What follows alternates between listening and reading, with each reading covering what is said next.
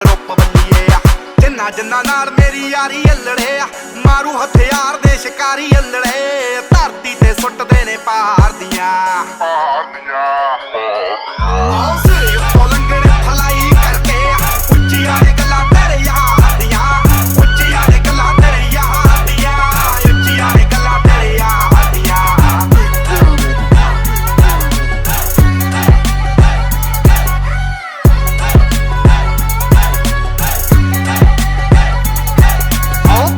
Canada ਵਿੱਚੋਂ deal ਸੋਹਣੀਏ